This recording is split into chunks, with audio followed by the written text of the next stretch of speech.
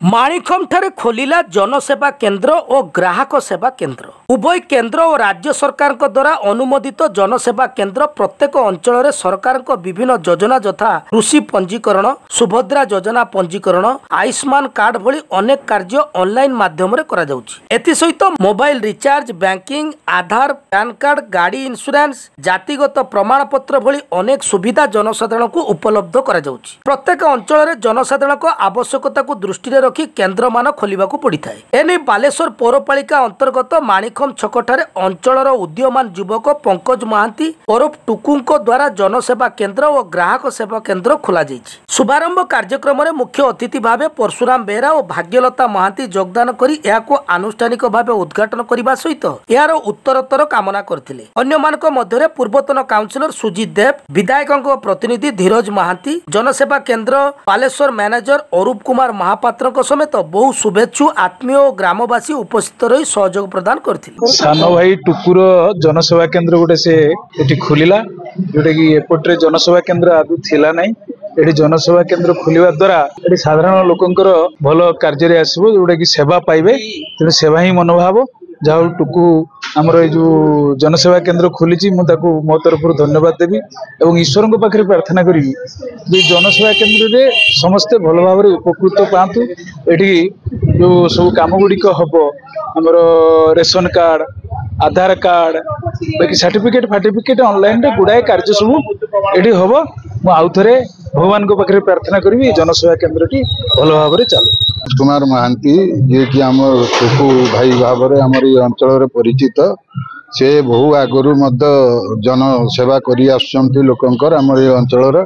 तो एवं से विधिबद्ध भाव में जो एक जनसेवा केन्द्र खोली निश्चित भाव में यह एक स्वागत योग्य पदक्षेप एवं आमर ये अंचल लोक मैंने बहुत उपकृत हे या द्वारा कहीं आपणकर बार्धक्य भत्ता कहतु, विधवा भत्ता कहतु, आवास योजना कहतु, जन्म मृत्यु सर्टिफिकेट कथा कहतु बा अन्य जहाँ सरकारी स्तर में आपणकर जो एवं जो स्वास्थ्य कार्ड कथा भी कहतु जहाँ किसी भी सबू एवं ऑनलाइन अप्लाई करने पड़ुची एवं जो मैंने जानी नहांती ऑनलाइन अप्लाई करने जहाँ पाखे कंप्यूटर नहीं से माने आसी आमर जनसेवा केन्द्र से सुविधार सुजोग नेबे। ये जनसेवा केन्द्र माध्यम से माने अप्लाई करी विभिन्न जो सरकारी योजनार लाभ से नहीं पारे। मो ना हूँ अरूप कुमार महापात्र, मु सीएससी रो डिस्ट्रिक्ट मैनेजर अच्छी। देखु आमर बालेश्वर टाउन रो एपट साइडटा जोटा कि आमर चुनभाटी लाइन साइडटा इटा टिके माने एरिया बड़ एरिया जो बैंक नहीं जोटा कि बड़ बैंक नहीं। तो आमर मेन प्रायोरिटी रहा बैंकिंग जोटा बैंक ऑफ इंडिया जो बीसी पॉइंट से नेले या द्वारा कौन कर लोक ये अकाउंट खोली पारे और इंस्टांट अकाउंट भी खोली पारे माने सेम डे अकाउंट जनरेट हो पार प्लस पिलामानकर छोट पिलांकर भी अकाउंट खोली पारे। तापर सरकार जो जमी अच्छी आमर अटल पेंशन आउ जो एक्सीडेंटल ये एगुड़ा सब खोली पारे ये प्लस आप खातार माने लेन देन करें डिपोजिट करें विड्रॉ करें bank of India through plus आउ जो सीएससी सेंटर ता सहित जो रहा सीएससी सेंटर में आप जमी जानते कि गवर्नमेंट रो बहुत गुला स्कीम अच्छी भी यूज करेंगे जमी कि आपंकर हूँ पान कार्ड करवा आपंकर धन्य हूँ जो आयुष्मान कार्ड करवा सुभद्रा करवा ये सब जिन फायदा पाइपर लोक मैंने। नमस्कार, मु पंकज कुमार महांती निकनेम टुकु मतलब टुकु महांती ना समस्त जानते।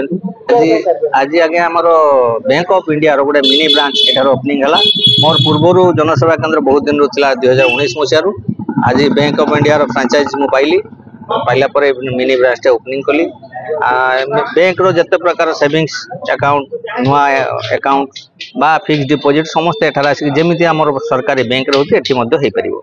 प्लस तापरे मोर जनसेवा केन्द्र जो अछि ता सेटार समस्त प्रकार सरकारी बेसरकारी जते प्रकार ऑनलाइन काम PAN card, Aadhaar card, voter ID card, resident certificate, income certificate, अन्य जाति सर्टिफिकेट जते प्रकार सरकारी काम अछि आमे सेटा करि परिबो जनसेवा केन्द्र माध्यम।